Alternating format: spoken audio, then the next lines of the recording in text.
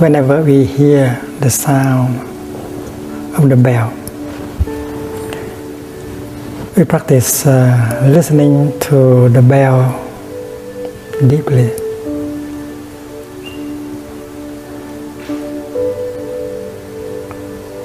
Usually when someone invite the bell to sound, we don't say hit the bell. We say invite the bell to sound. He or she should wake the bell up first with a half sound.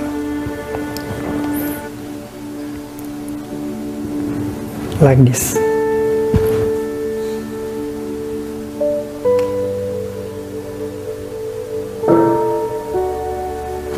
That is a half sound. But before he does that, she does that, she has to practice mindful breathing first to prepare himself.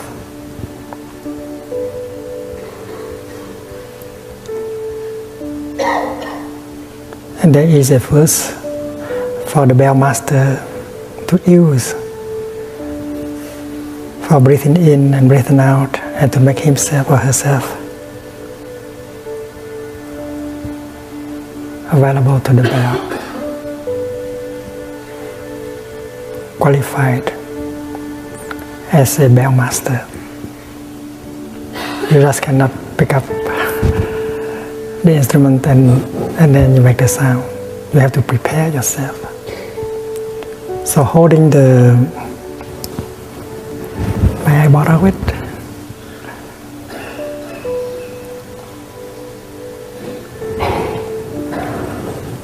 Holding the stick like this, you will practice mindful breathing.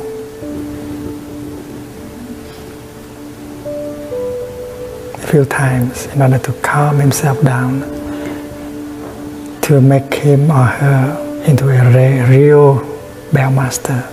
And the verse is like this: body, speech and mind in perfect oneness. I send my heart along with the sound of this bell.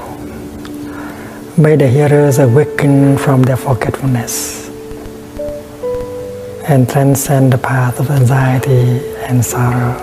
See, that is a 4-line verse for you to breathe and to become a real bell master. Body, speech and mind in perfect oneness. I send my heart along with the sound of this bell. May the hearers awaken from their forgetfulness and transcend the path of anxiety and sorrow. And then you are calm, you are fully aware, you are fully present, and now you can invite the bell to sound. You invite, you offer half a sound, so that the whole community become aware that a real sound, a full sound is going to be heard.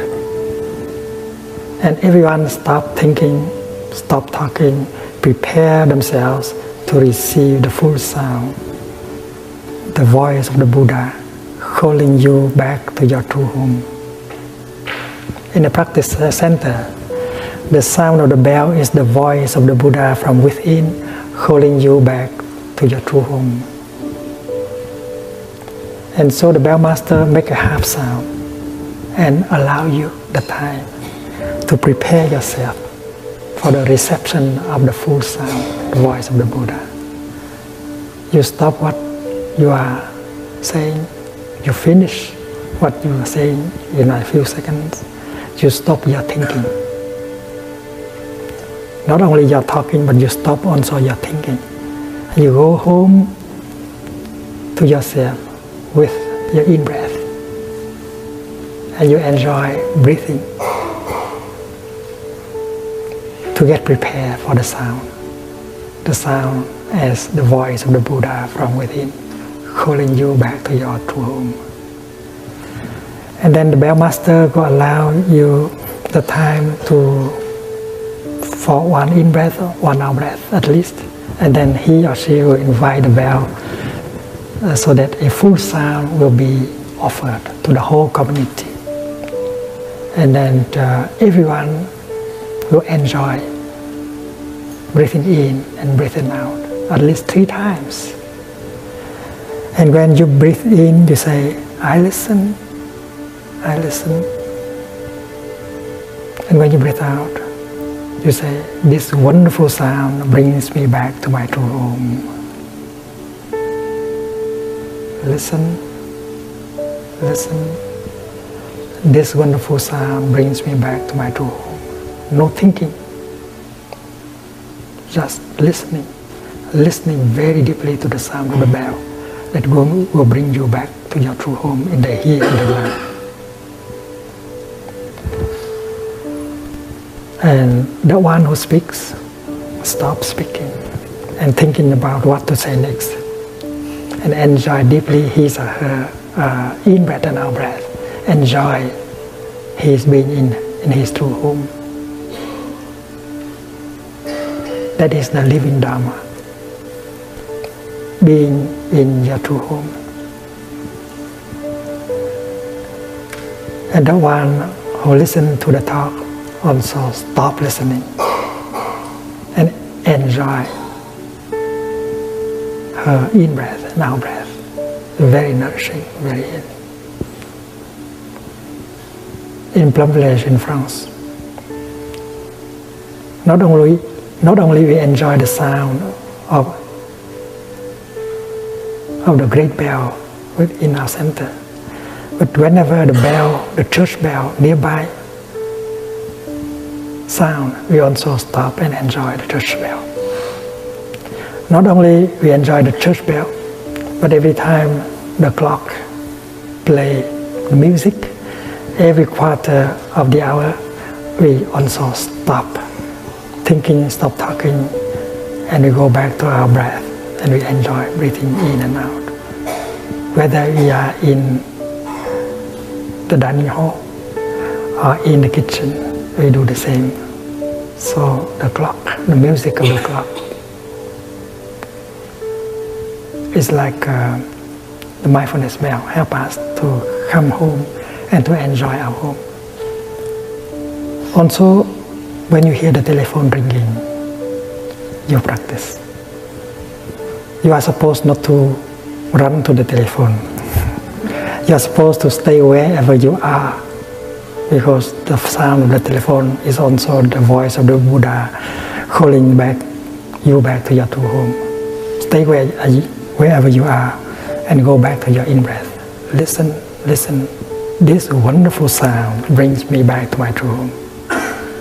And then after having practiced like that 2 times, you do walking meditation to the telephone, or you take the telephone out and answer. And if you are the one who want to make a phone call, you prepare yourself before making the number. You practice going home to yourself.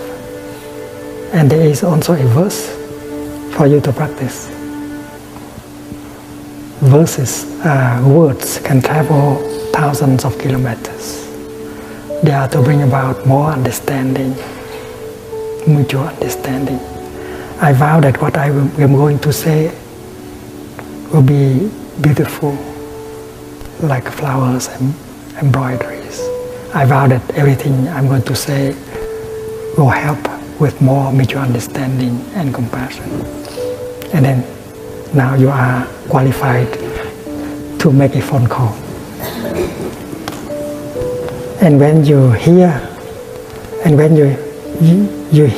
the sound at the end of the line, you know that the other person is listening, breathing in and out, and you know that you have a chance to practice breathing in and out with her. So both of you are breathing in and out mindfully at the same time. It's a very beautiful practice. We call it telephone meditation.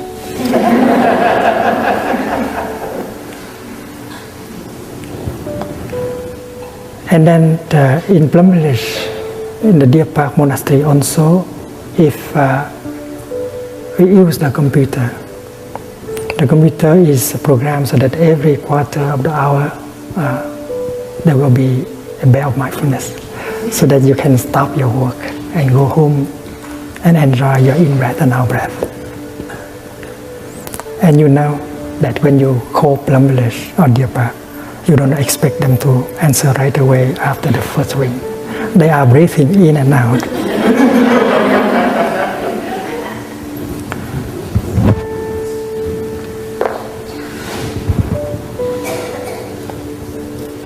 Listen, this wonderful sound brings me back to my true home. And you enjoy deeply your in-breath and out-breath 3 times.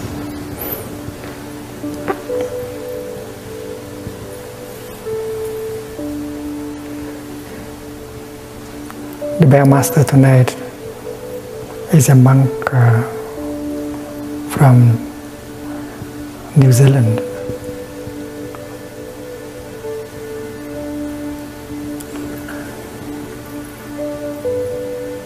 Brother Pháp Điền, the field of the Dharma.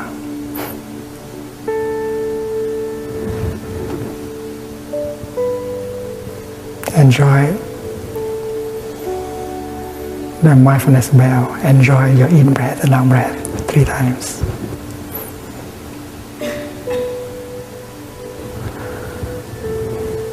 Or you might like to say, I listen deeply.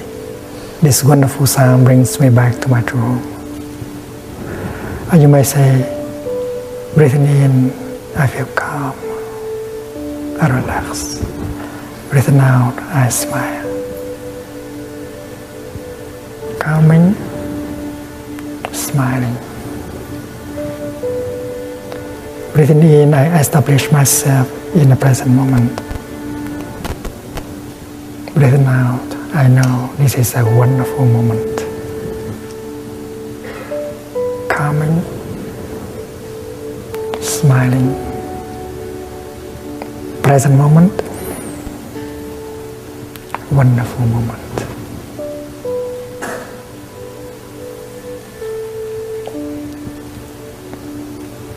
When you come home to the present moment with your in-breath,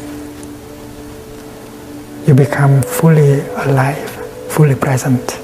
You can touch life in the here and the now. You feel that you are alive. You touch the miracle that you are alive. Because to be alive, that is the greatest of all miracles. And with only one in-breath, you can touch that miracle. That is why you can say, present moment, wonderful moment. If someone asks you, my dear friend, has the most wonderful moment of your life arrived? He wants to know whether the most wonderful moment of your life has arrived. It would be a pity if such a moment does not arrive at all.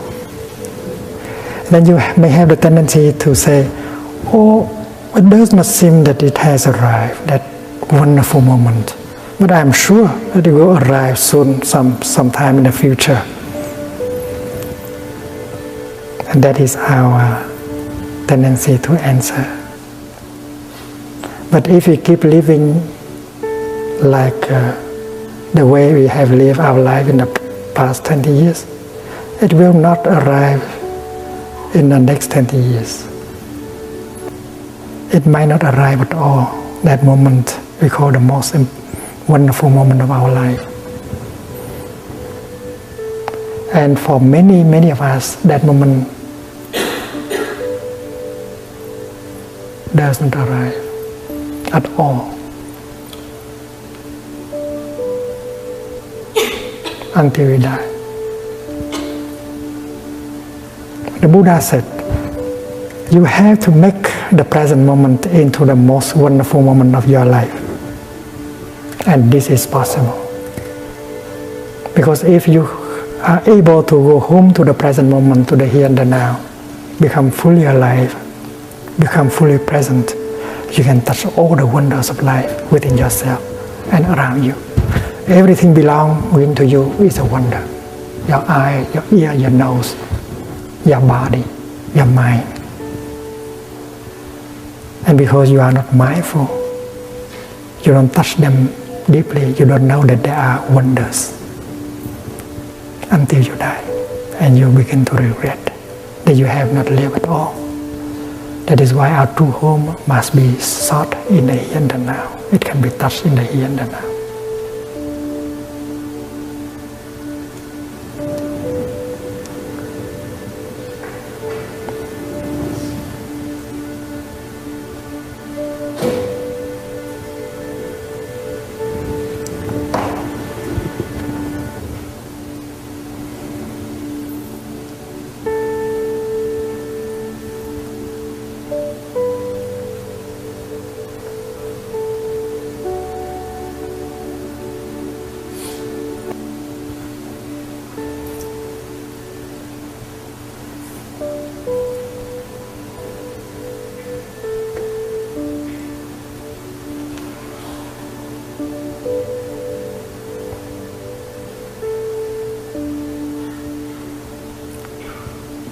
My true home is not limited to a place.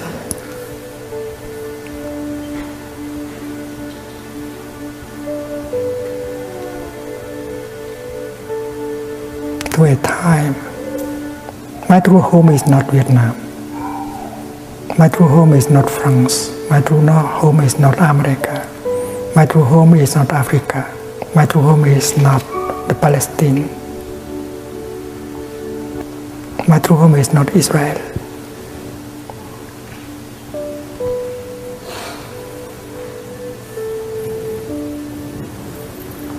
Although they don't let me go back to Vietnam, I still have my true home available in the here and the now.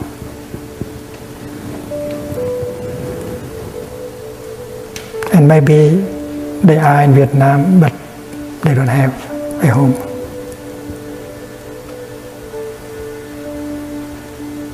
That is why I don't feel as a victim.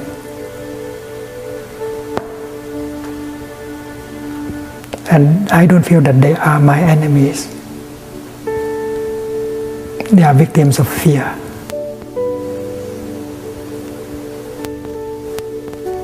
They believe that if I go home, I will create an atmosphere of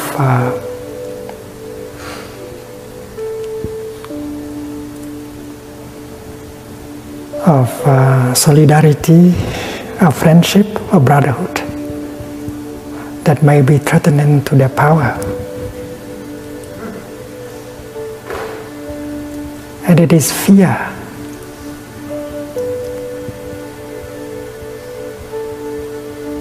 that is an obstacle. I want to help them to be free from fear. They are not my enemies. They are the ones I want to help. They are object of my practice of compassion and understanding. I have no enemies.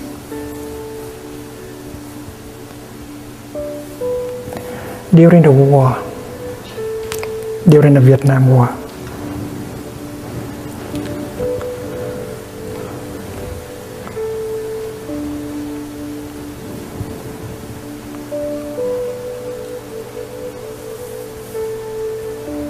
it was so difficult for us to voice our concern. Many of us, most of us did not want the war.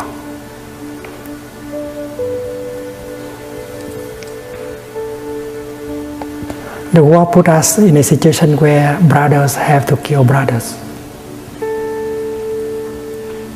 and kill with foreign weapons and ideologies. Communism and anti-communism are imported. were imported. Also weapons used by the communists were imported. Weapons used by the anti-communists were imported. So they gave us guns and ideologies and urged us to fight each other and kill each other. We started a movement called "Don't Shoot Your Brother." And our voice was silenced by both sides of both warring parties. We try to speak out. We try to tell you in the world that we don't want the war. We don't want the killing of each other with foreign weapons and foreign ideologies. And yet you were forced to do so. So those of us who practice mindfulness, understanding and compassion, we did not want to accept the war. We wanted to reconcile. And our voice was not allowed to be heard. Sometimes we have to burn ourselves alive in order to get the message across. Thích Quảng Đức, a friend of mine, one day he burned himself, and his picture appeared in the international press. I was in New York, and I saw that picture in the New York Times front page. He's a friend of mine.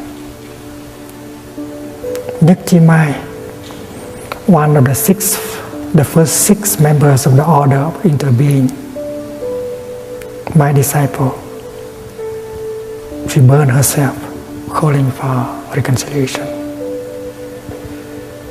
She went to the Tungiem temple very early in the morning, about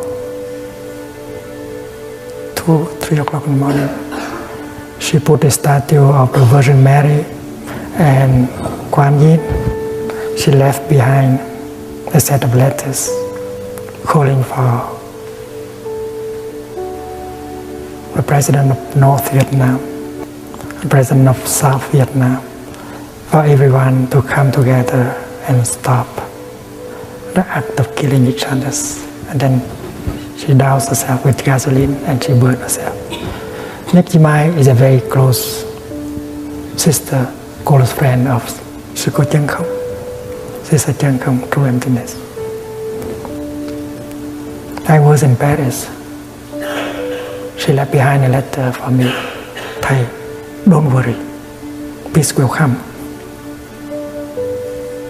Don't suffer too much, don't worry. She was about to die, but she tried to comfort me, her teacher. It's very, very difficult for us to voice our concern. Although we are the majority in the country, we did not want the war. My book of poetry, peace poetry, I like to call it peace poetry rather than anti-war poetry. It was condemned by the North and confiscated by the South.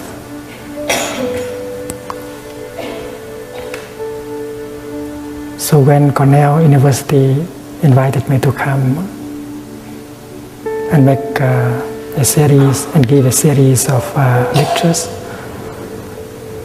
I took the opportunity to go out and to call for peace.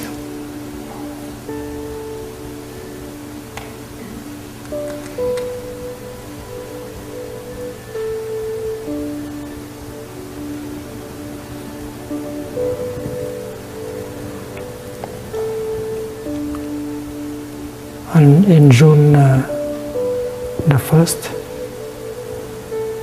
In the year 1966, 65, 66.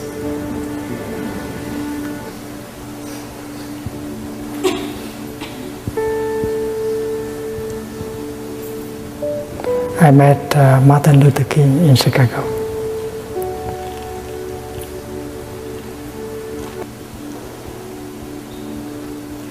Exactly 1 year before.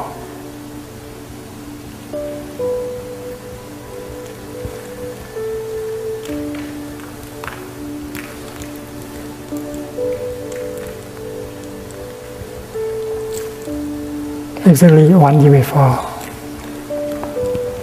on June the 1st, 65, I wrote him a letter,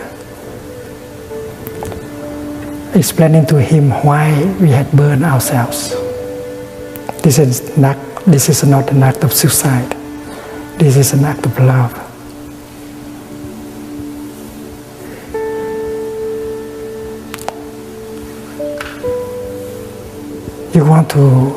You want to transmit a message, but you have no other ways. You have to burn yourself in order for your message to get across. So the suffering of the monk who burned herself to get the message across, message of love and compassion, is of the same nature of the act of Jesus Christ dying on the cross. Dying with no hate, no anger, only with compassion,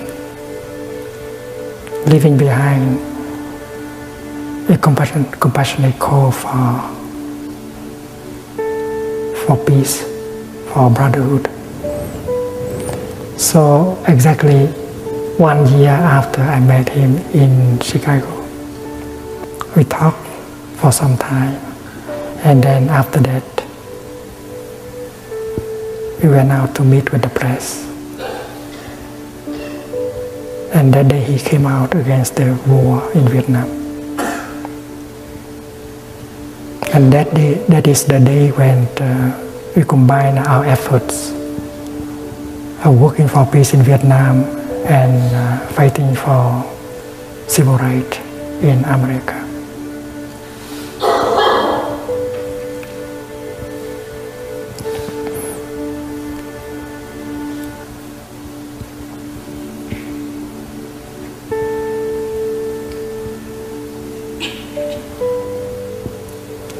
Two years later, I met him again in Geneva.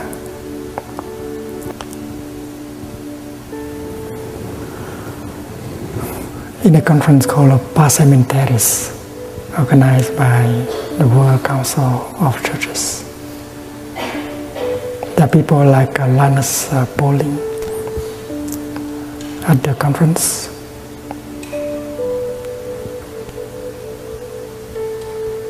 He stayed in the 11th floor. I was on the 4th floor. He invited me up for breakfast.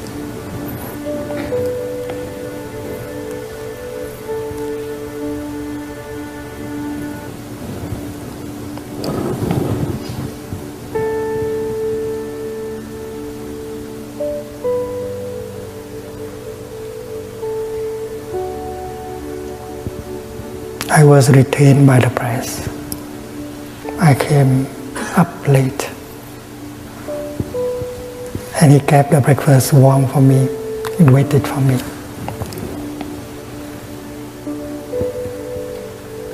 I told him, Martin, you know something? In Vietnam, they call you a bodhisattva. They call you a bodhisattva, an enlightened being, trying to awaken other living beings and help them go in a direction of compassion and understanding.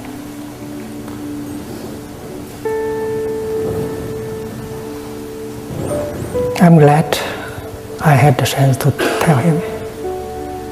because a few months later he was assassinated in Memphis.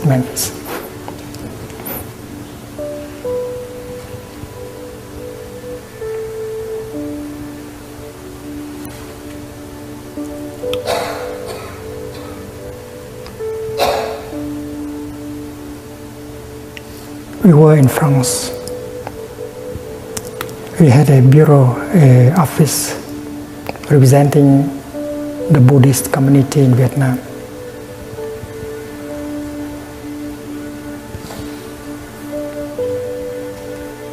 And we wanted to represent the mass of people who did not have a voice. They did not have a chance to speak out. So we live as a community in Paris. And our office in a poor quarter of Paris, number 11, La Goutte d'Or Street. And that quarters were inhabited more by the people of Arab origin.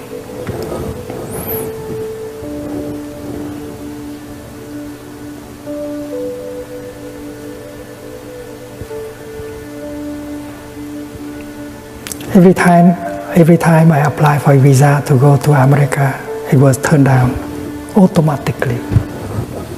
They didn't want me to come to America because they believe that I may be harmful, I may be an obstacle for the war efforts in Vietnam. I was not allowed to go to America. I was not allowed to go to England. Every time I wanted to go to America on a speaking tour, I had to write a letter to someone like Senator McGovern or Senator Robert Kennedy, asking them to send me a letter of invitation. The letter is something like this: Dear Thích Nhất Hạnh, I would like to know more about the situation of the war in Vietnam. Please come and inform me. And if you have difficulties concerning the visa, please telephone me at this number. Only with such a letter that I could have a visa. Otherwise, there's no way.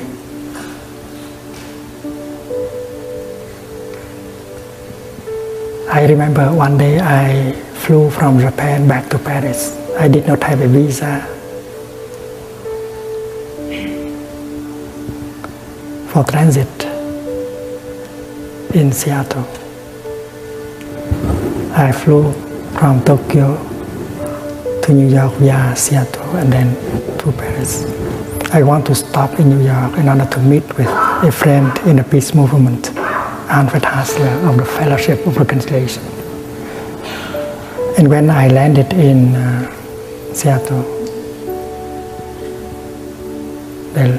I was locked in a place where I could not see anyone. I look around and see many pictures and wanted.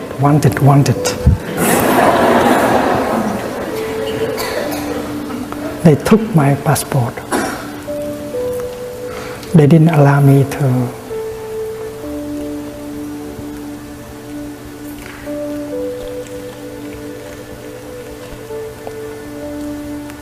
be in touch with anyone. And then when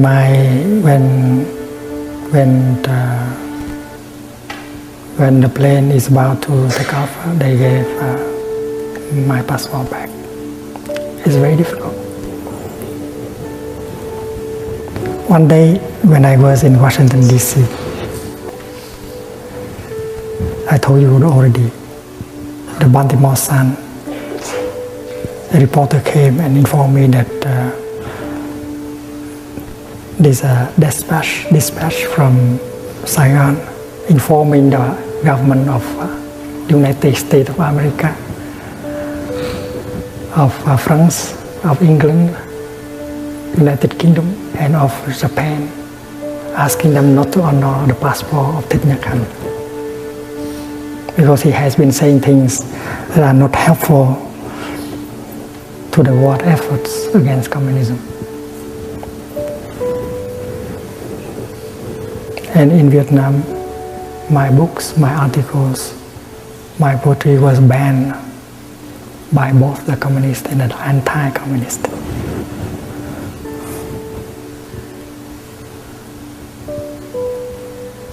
I risked deportation and put in jail because what I had done, calling for peace and speaking against the war.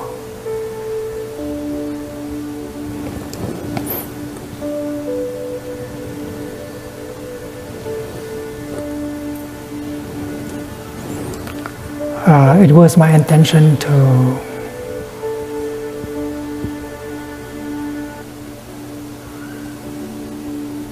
go only for 3 months, to give the series of lecture in Cornell, and then to make a tour of America and Europe and go home. I was working with my friends in a school of youth for social service, the Van Hanh Buddhist University that I helped found it in '64. All my friends, co-workers who were in Vietnam. I didn't want to go very long. I intended to come here only for 3 months. But it has been 38 years already. I have not been able to go home. 38 years. And that is why I have been sharing the practice with friends in Europe, in America, in other countries. But because I have found my true home, I don't suffer.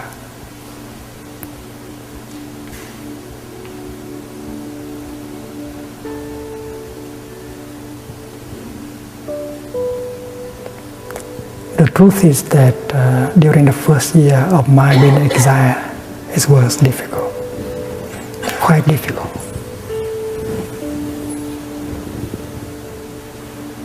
Although I was already 40,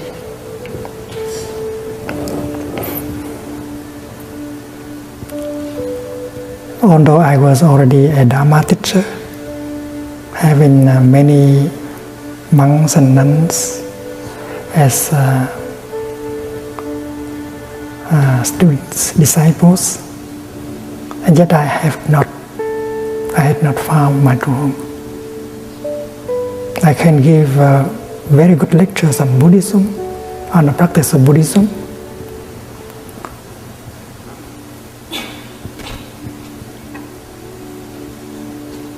but I had not truly arrived. Intellectually, I had a lot of Buddhism. I had been trained several years in a Buddhist institute and practicing since the time I was 16. And during the time I was a young monk, I tried my best to renew Buddhism, update Buddhism, so that Buddhism can respond to the real situation of suffering, called engaged Buddhism. The kind of Buddhism that can offer you the answers to the burning question of society. Questions like war, social injustice, political suppression, poverty, violence, and so on.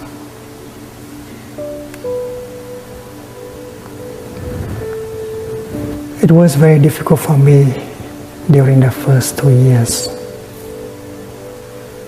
because my intention was to bring about information to the world, the kind of information that were not available to people, because the warring parties, they had all the mass media, And in speaking tour, I slept 1 or 2 nights in each city, in America, in Europe, in Australia, and so on. There were times when I woke up at the night, I did not know where I was. Very difficult, very hard. And after, I had to breathe in and out and to find out where I was, what city, what country. And I dreamt of going home to my root temple in central Vietnam, climbing a hill, a green hill, beautiful trees. And half the way to the top of the hill, I woke up and realized that I was in exile. And the same kind of dream repeated again and again. I was very active.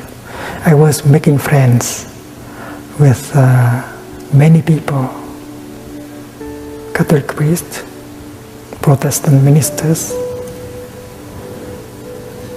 professors, young people, children.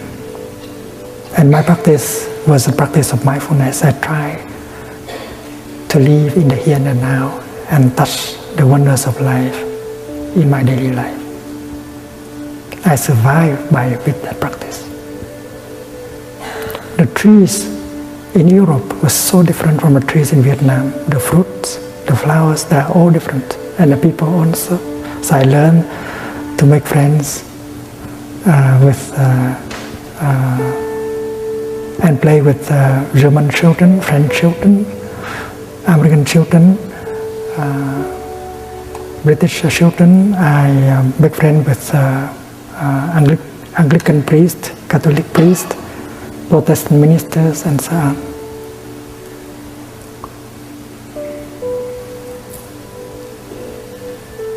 But thanks to that practice, I was able to find my true home in the here and the now.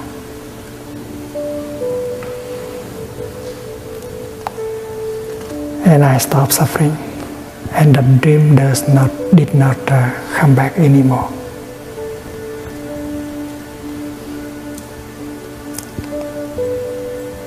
People think that I suffer when I cannot go back to Vietnam, but that's not the case.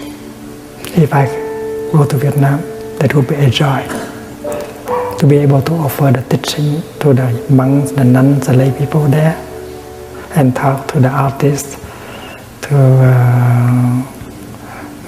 the writers and others. But if I cannot go, I don't have to suffer. I can meet with people, other people in other countries, like in China, in Korea, in Japan, in Spain, in England, in Canada, and so on.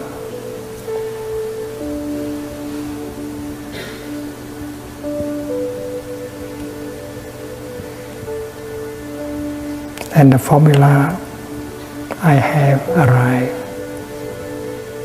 I am home.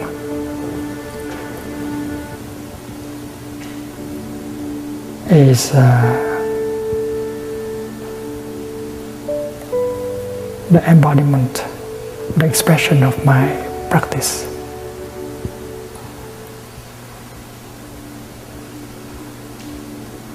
It expresses my understanding of the teaching of the Buddha.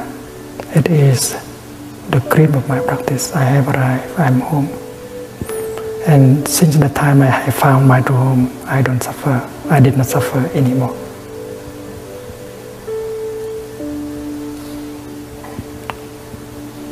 The past is no longer a prison for me.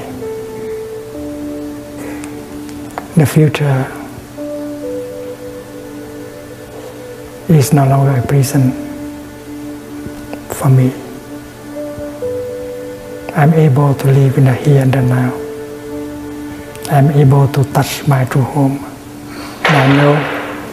And I know that the future is available through the present. This is what I have found. When you touch the present moment deeply, you touch the past.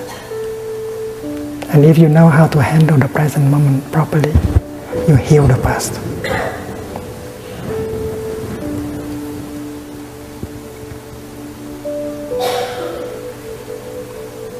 Many think that the past is already gone, you cannot do anything.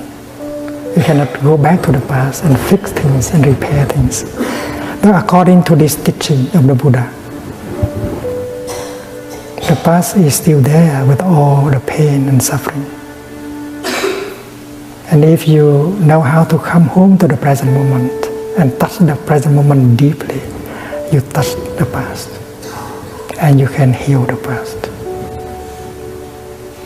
And when you heal yourself, you heal your ancestors. And this is possible. My ancestors have suffered in me. I have also suffered. And since I am able to touch the present moment deeply, I heal myself and I heal my ancestors, including my parents, my father, my mother, my brother, my sister, my grandfather, my grandmother. When I practice walking, I generate the energy of freedom and solidity. And I feel that all my ancestors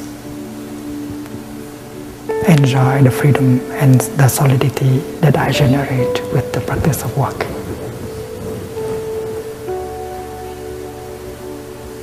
Because to me, my ancestors are always alive in me,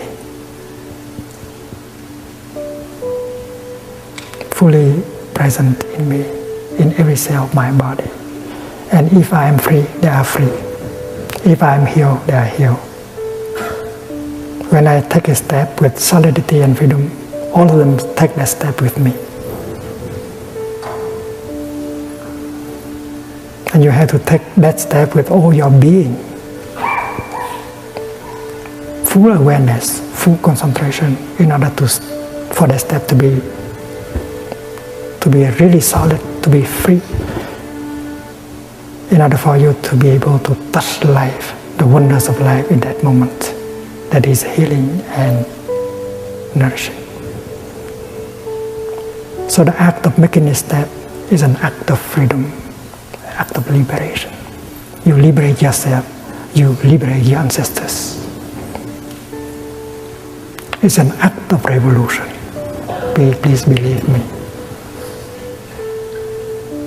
You cannot make such a step unless you invest entirely your body and your mind, 100%.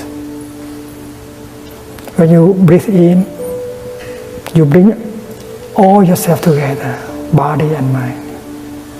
You become one. And equipped with that energy of mindfulness and concentration, you make a step. And you have the insight that this is your true home. This is, you are alive, you are fully present, you are touching life as a reality. Your true home is not an abstract idea. It is a solid reality that you can touch with your feet, with your hand, and with your mind.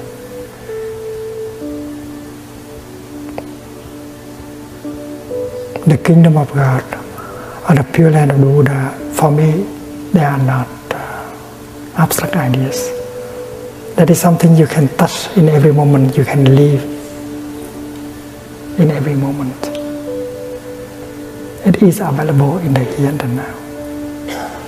If you know how to make yourself available and then the kingdom is available. The Pure Land is available. Your true home is available. And nobody can take away your true home.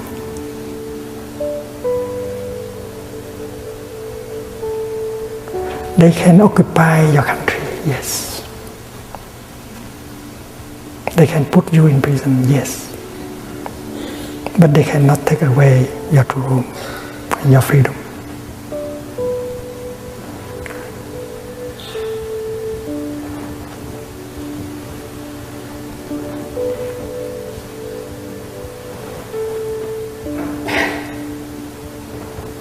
So it's very important, it's very fundamental, it's very basic that you touch your true home, that you realize your true home in the here and the now. And the energy with which you can do so is mindfulness and concentration. And these are energies of the Buddha.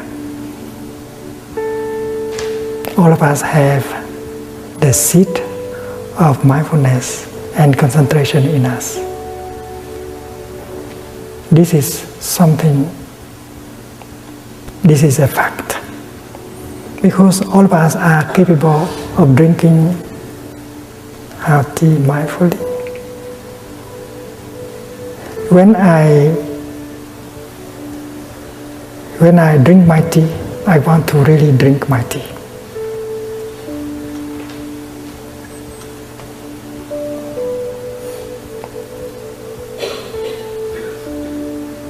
I may like to breathe in order to bring my mind home to my body and establish myself fully in the here and the now. You have to be there, fully.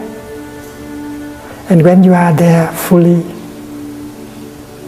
the tea will be there for you fully.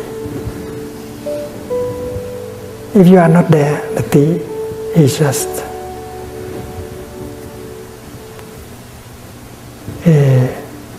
something like a ghost, not very real. Mindfulness helps you to become fully present and fully alive in the here and the now. And it does not take long. It may take just one step or one in-breath. And by making a step or breathing in, you bring your mind back to your body. In your daily life, your body may be here, but your mind may be there. They go into different directions. And you are in a state of distraction.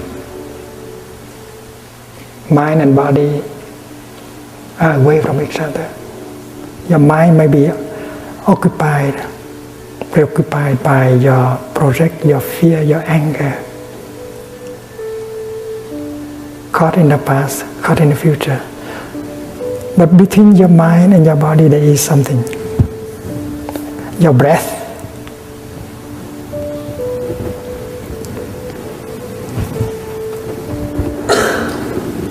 And as soon as you go home to your breath and you breathing in, I know I am breathing in. And then your body and your mind come together very quickly. While breathing in, you don't think of anything. You just focus your attention to your in-breath.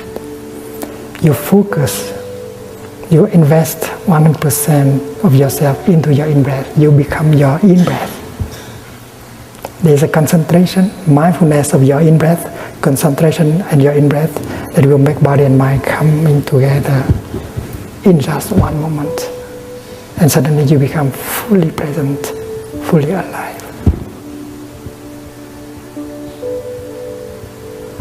And in that state of being, you pick up your tea, and the tea becomes a reality, not a ghost. And when you drink your tea, you are just drinking your tea. That's called mindful drinking. There's no thinking. There's just drinking, deep drinking. You are real and the tea is real. And when you are real, the tea is real, life is real. And many people live in a dream because they are not in the present moment. They don't know what is going on in the present moment. But because you are able to bring your mind back to your body, you are fully present and you become aware of what is going on. What is going on is that I enjoy my tea. There's no drinking at all. There is no thinking at all. There's only drinking of tea. In that moment, I live deeply the moment of drinking my tea.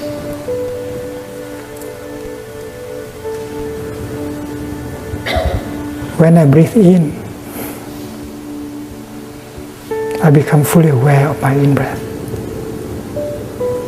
My in-breath becomes the object of mindfulness. My in-breath becomes the object of my concentration. And that is why my body comes home to my mind comes home to my body right away. And I become fully present.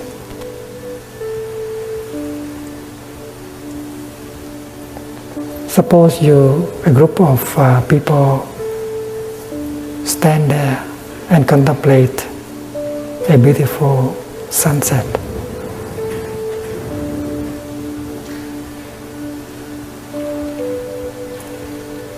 If you keep thinking about the past or thinking about the future and your project, you are not really there contemplating the sunset.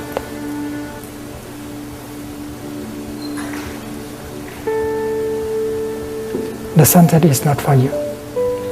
So if you practice breathing in and out, become available in the here and now, and this beautiful sunset is for you.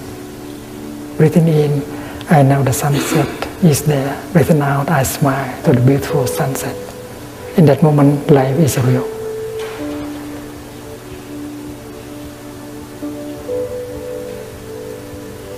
And you have your truth.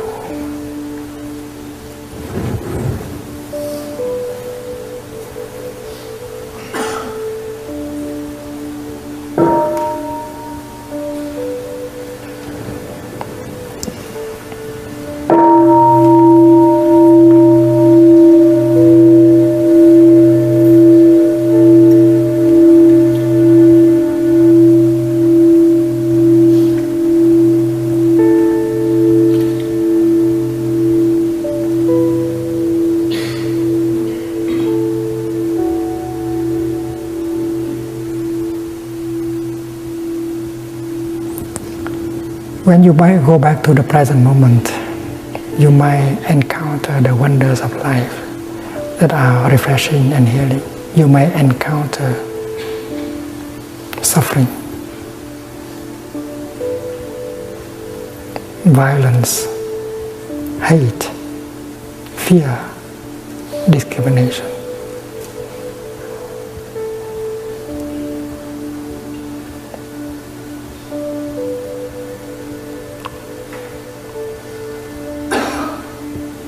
And if you are a good practitioner, you have enough mindfulness in order to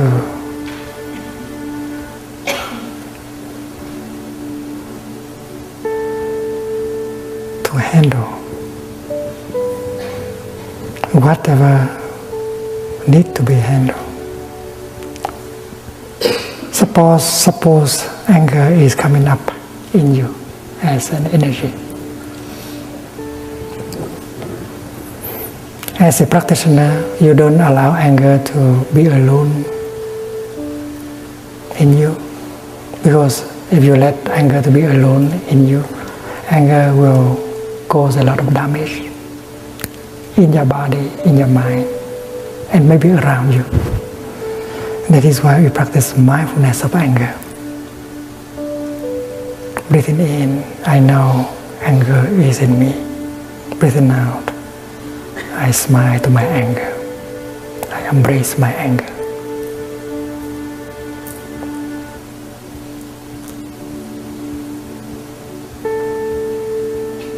You have a seed of anger deep in yourself. But you also have a seed of mindfulness deep in yourself. You have a seed of compassion in yourself.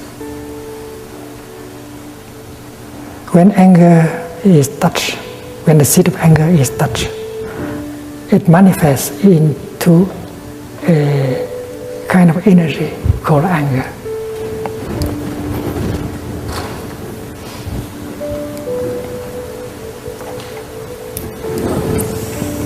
Suppose this is your consciousness, and it has two layers. The lower layer is called store consciousness,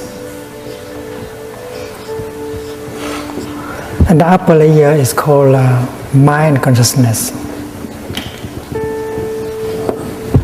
You have a seed of anger here. You also have a seed of joy, of mindfulness, of compassion, of non-discrimination. You have a seed of anger, of despair, of jealousy, of discrimination in the depth of your consciousness. But when the seed of anger is left alone there in the store consciousness, you don't water it, no one come and touch it, you are okay. You can laugh, may have a good time. But that does not mean that you don't have the seed of anger in you. As soon as you hear someone saying something or doing something, the seed of anger in you is touched. And it becomes a zone of energy on the realm of mind consciousness. In Buddhism, we call it a mental formation. Anger is a mental formation.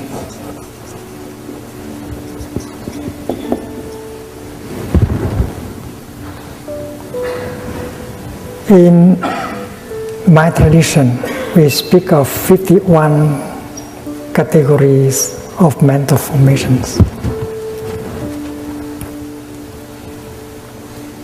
We have a seed of discrimination in us. We have a seed of non-discrimination in us.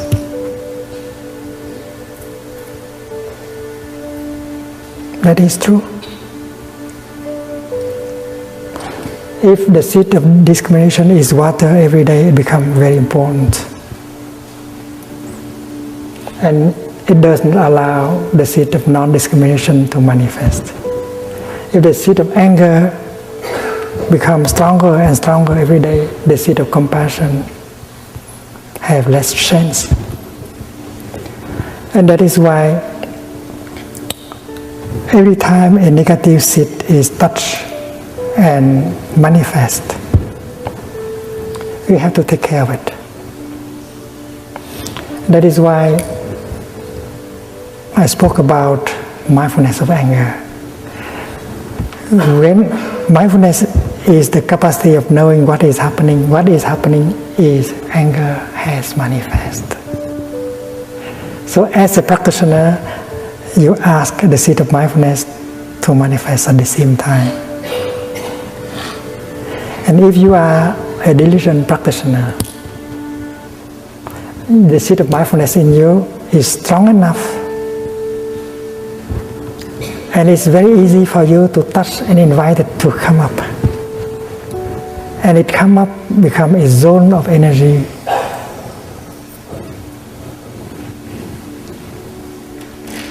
Suppose anger is energy 1. Mindfulness is energy 2. Mindfulness is mindfulness of something. And here, mindfulness of anger. Mindfulness here has the following function: recognizing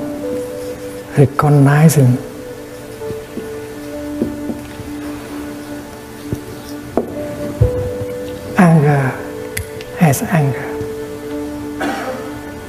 Mindfulness of breathing. Breathing in, I know this is my in breath. Breathing out, I know this is my out breath. Recognizing in breath as in breath. Recognizing out breath as out breath. Recognizing drinking as a drinking. Recognizing walking as a walking. That's the nature, the function of mindfulness. So the energy of mindfulness generated by your breathing, your walking, has the capacity of recognizing anger as anger. Breathing in, I know anger is in me. Breathing out, I take good care of my anger.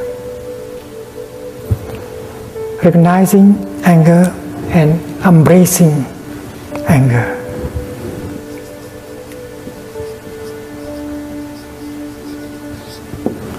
This is an art. This is a practice. There's no fighting. Mindfulness is generated not to fight anger, but to recognize anger and to hold anger very tenderly. That is Buddhist practice. You do not transform yourself into a battlefield, the good fighting the evil. That's not Buddhism. Because you are mindfulness, but you are also anger. And mindfulness plays the role of a big sister, holding the angry, the suffering younger sister and help her to transform.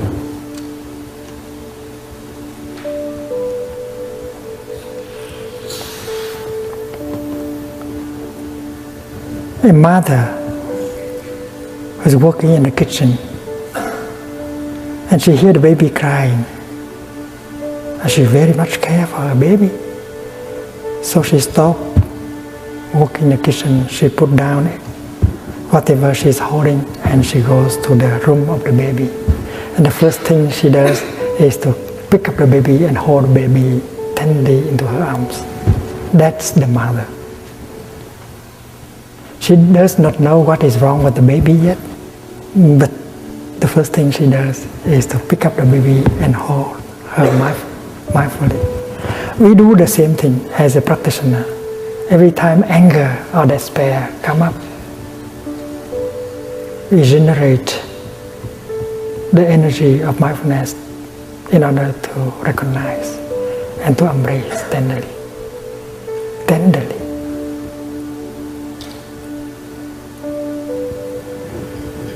And if we know how to practice mindful walking or mindful breathing, we continue to generate mindfulness. And we have that energy in order to recognize and to embrace. And we can bring a relief. Because mindfulness as an energy, embracing anger as another source of energy, tenderly. Big brother, younger brother. Although the mother has not realized what is wrong with the baby, but the fact that she is holding the baby tenderly can already bring a relief to the baby, and the baby may stop crying. And if the mother continues to hold the baby tenderly with mindfulness, she'll find out what is wrong. The baby may be hungry, the baby may have a fever, or the diaper may be too tight. As a mother, she can find it out very quickly. As practitioner, you can find out very easily why this anger. And you can see the roots of that anger. You find out the nature of that anger, the root of that anger.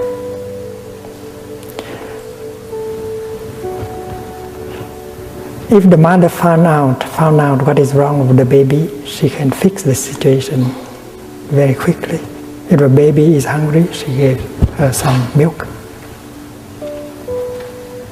If the diaper is too tight, she just undo it and do it again. So after having embraced tenderly your anger, you might like to continue the practice of mindful breathing, the practice of mindful walking, and look deeply into the nature of your anger and find out what is the root of your anger. Recognizing, embracing, and looking deeply.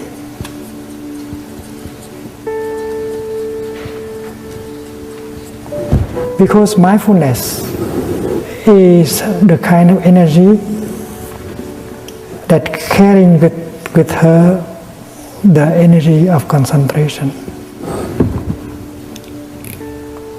Wherever mindfulness is, concentration is also. When you are mindful of your in-breath, you are concentrated in your in-breath. When you are mindful of your tea, you concentrate on the tea. And that is why the more powerful mindfulness is, the more concentration you get. And with that mindfulness and concentration, you practice looking deeply and you get the insight.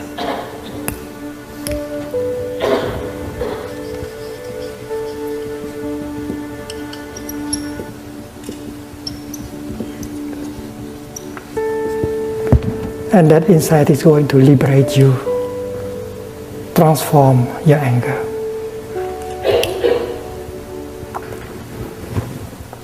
There is a story of a young boy who used to come to Plum Village every summer with his younger sister. And they practice mindfulness as children. The boy had difficulty with his father. He blamed his father. Every time he fall down and get hurt, his father always shouted at him instead of coming and help him. So his relationship with his father was difficult. And he vowed that when he grew up, he would not be like his father. If he has children and then if his child fell down and get hurt, he will not shout at him. Instead, he will come and try to help. That his was determination. One day, he was in the lower hamlet, the Plum Village, and her sister, while playing with another little girl on the hammock, fell down and get hurt, and the blood was coming down. Suddenly, he found himself very angry. He wanted to shout, "Stupid! How could you come? How could you do something like that?"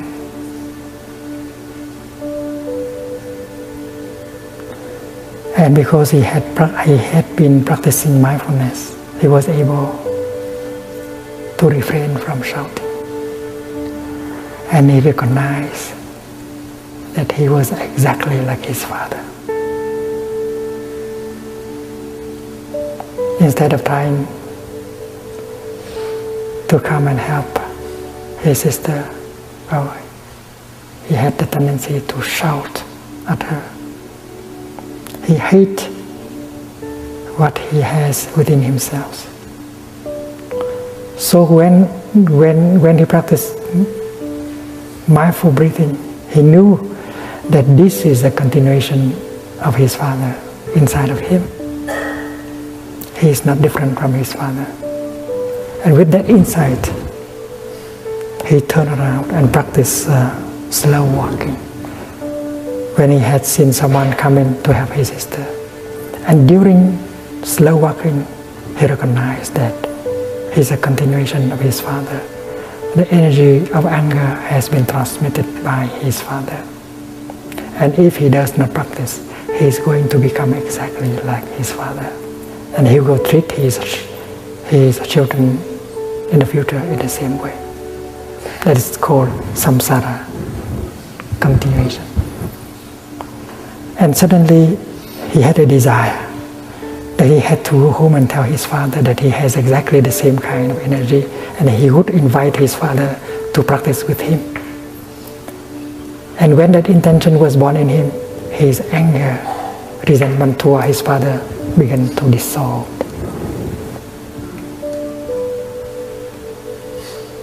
What kind of insight did he get? He got the insight that he is exactly like his father. He has the same kind of habit energy. And that is why he wanted to practice. And he see himself as a victim of that energy, victim of the transmission of that habit energy. And he saw that his father also was a victim of that transmission. His father may have got it from his own father. And when he had that insight, his anger vis-a-vis his father just stopped. He got a transformation. I think for a young man of 12, that is a remarkable achievement. It is insight that transforms our afflictions. And mindfulness has the power of recognizing, embracing, looking deeply, getting the insight that transforms you, that get you free.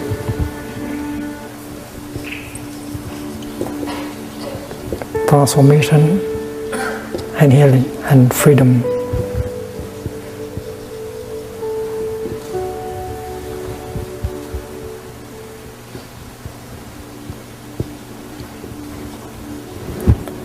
And when the young man is liberated, the father in him was liberated, and the ancestors in him are liberated. He ends the circle, the round of samsara.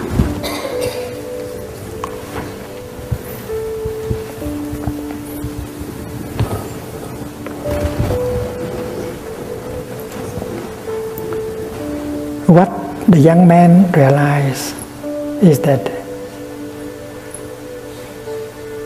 he's not a victim of his father.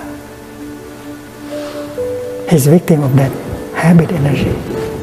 And his father also is a victim of that habit energy. And when you are able to transform you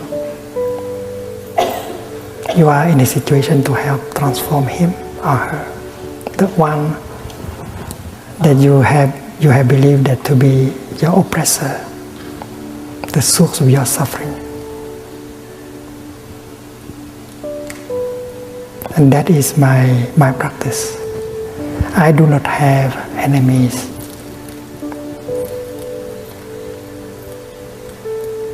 Even they have created a lot of suffering, a lot of injustice. They have tried to kill me, to suppress me. But they are not my enemies. They are those I want to help. Because I have become free. I have changed myself. I have transformed myself.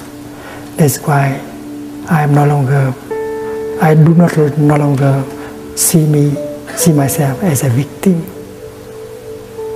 I know that if I can transform myself, I can transform them. I can help transform them. If you practice, and if you can transform your mind, your heart, you become a bodhisattva. And then you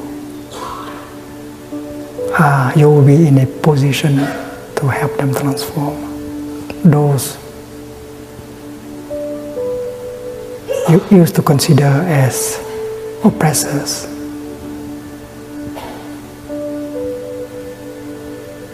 abusers, those who consider to be the one who discriminate against you, trying to suppress you and kill you and so on. They are also victims of their own ignorance, their own anger. They don't know how to handle their craving, their anger, their violence, their fear. So the path is to transform yourself into a bodhisattva with plenty of understanding, insight, and compassion. And when you have these energies, you are free. And you are in a position of helping other people to become free also. This is the path shown to us by the Buddha. And as every one of us has the seed of mindfulness, concentration, and insight in himself or in herself, we are able to cultivate these three kinds of energies for our own liberation and healing. And we shall use the same kind of energies to help the transformation and healing of the world. When you look up, you see a temple. The temple is in your heart, the lotus in your heart. And underneath there was the word smrti. Smrti means mindfulness. And then there is the word samadhi, which means concentration. And there is the word prajna, that is insight. And that is the kind of energy that are in us to be cultivated, to develop. That is the energy of the Buddha in us. The energy of transformation and healing.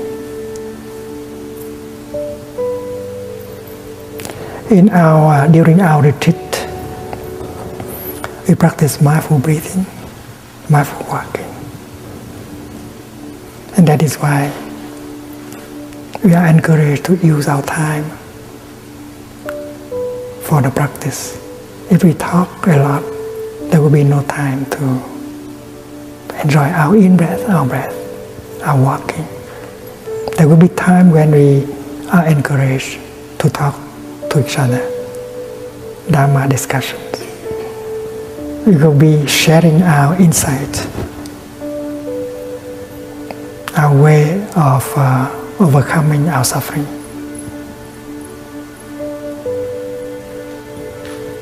And when we practice eating our lunch or our breakfast, we refrain from thinking. We establish ourselves in the here and the now. And we pay attention only to the food that we eat. When we pick up a piece of bread, we do not think of the past, of the future. We just touch the piece of bread deeply. And we are able to see that the piece of bread. So if you look deeply into the piece of bread, you see everything in it. And the piece of bread you hold in your hand is the body of the cosmos. And with a little bit of mindfulness, you can see that the piece of bread is an ambassador for the form of the cosmos coming to you.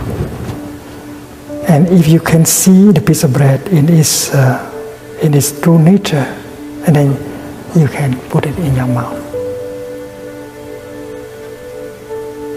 Don't put anything else in your mouth, like your projects, your fear, your anger. It's not healthy.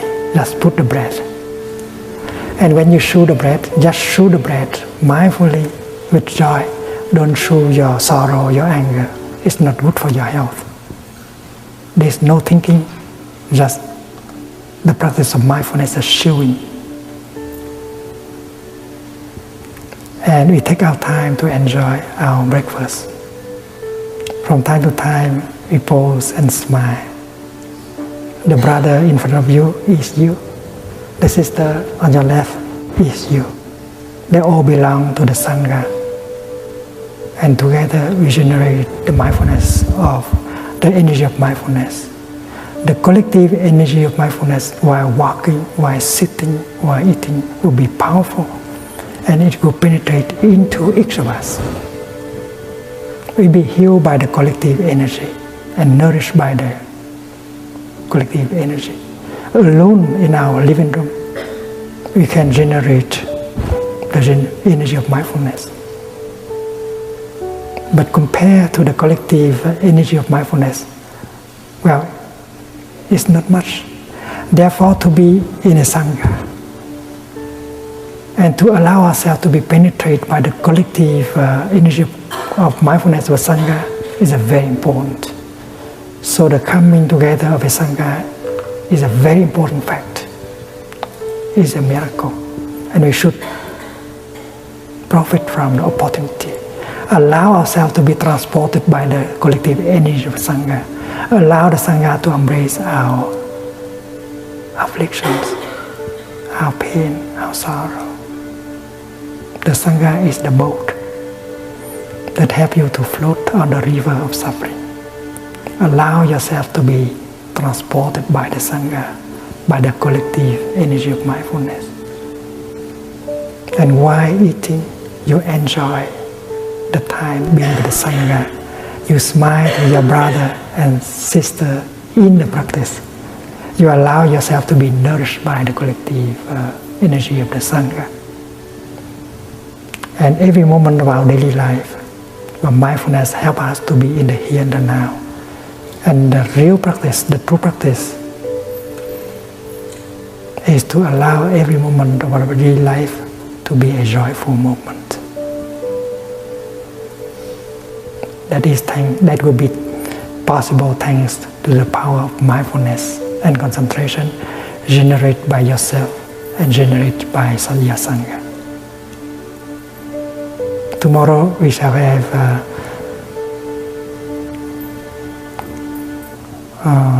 mindfulness walk in the morning.